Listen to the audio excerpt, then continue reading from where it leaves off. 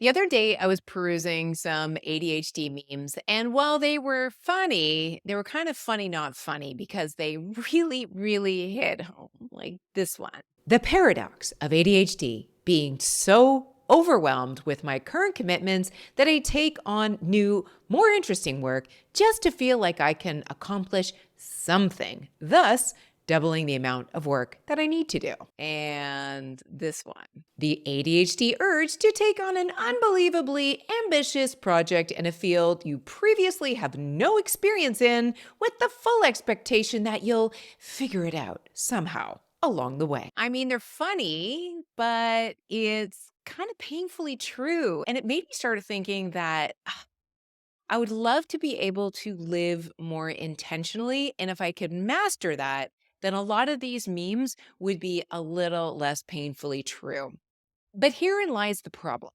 When I think about living intentionally, I think about long, flowy hair twirling on the beach, or sipping tea slowly as I gaze out the window for hours upon hours, or carrying a hemp bag and making a vegetable garden out of recycled margarine containers. And the reality is, those things are all great, but they're just not me.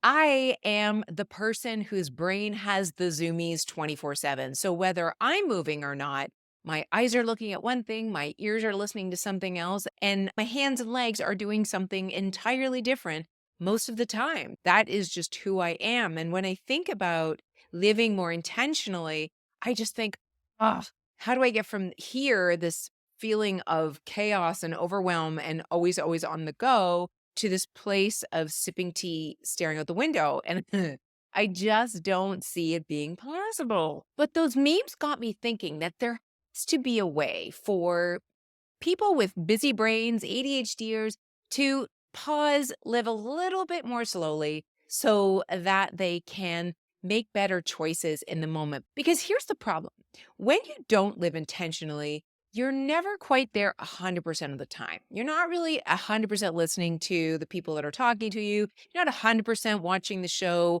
or listening to the podcast or anything. You're just never quite 100% there. And when that happens, you tend to forget a lot. I forget, did I feed the dogs? Did I take my pills? Did I pay the taxes? Did I pay the electrical bill? Hello.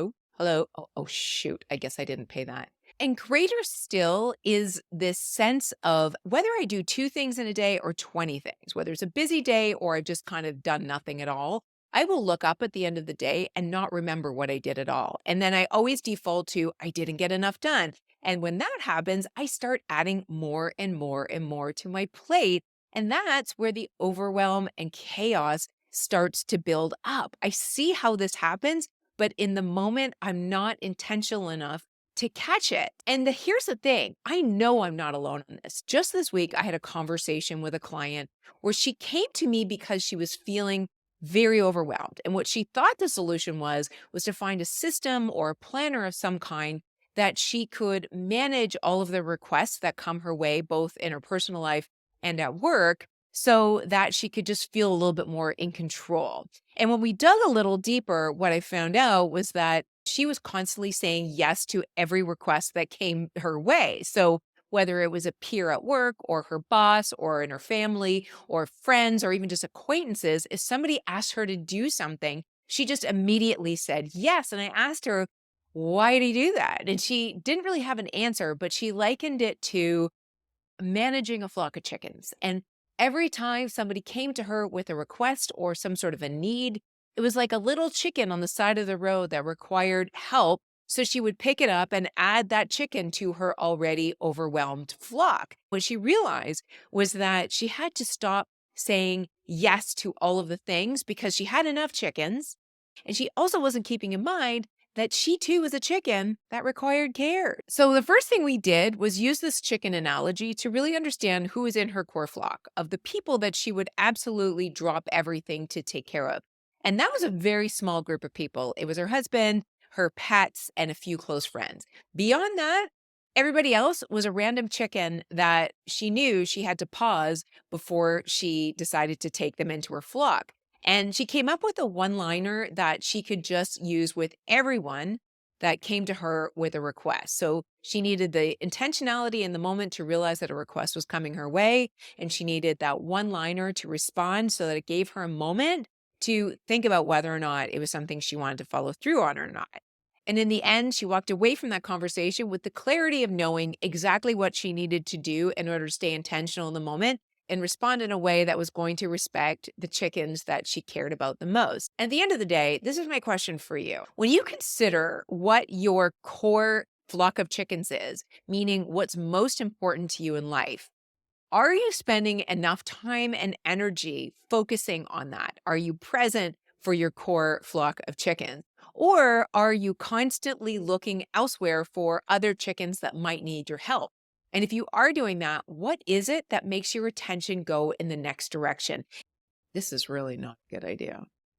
So when I think that conversation in the context of living intentionally, this is true of a lot of ADHDers, is that we are easily distracted by new, sparkling, novel things. And very often we want to pursue those things, let's call them helpless chickens on the side of the road, because there's something that's not comfortable in our current environment. So when I think about what's happening to me when I'm getting sidetracked to something new, it's either because I'm bored or I'm coming up against something that's difficult or that I don't want to have to deal with. So I'm looking for something to distract myself.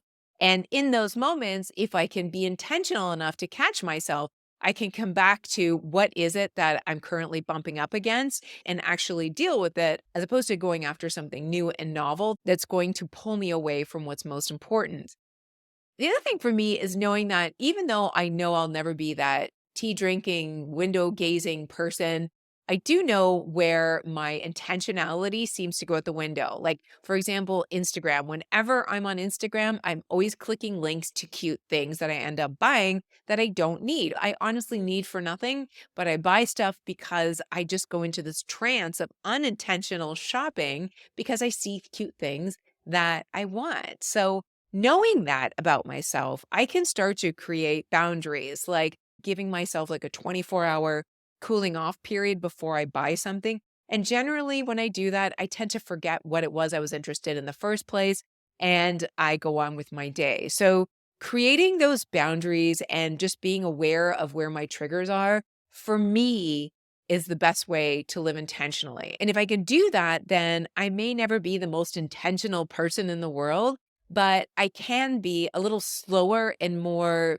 aware of the choices I'm making in the moment and less reactive, as I see in the majority of these ADHD memes that hit a little too painfully close to home for my liking. So that's what I'm going to do to be a little bit more intentional. I'm curious, have you thought about living more intentionally? And how can you go about making small changes knowing that you might never hit that meditative hippie status that you might want to become, but knowing that you can make progress from where you are today. So that's all I've got for you today. I hope you enjoyed this video and I will see you in the next one.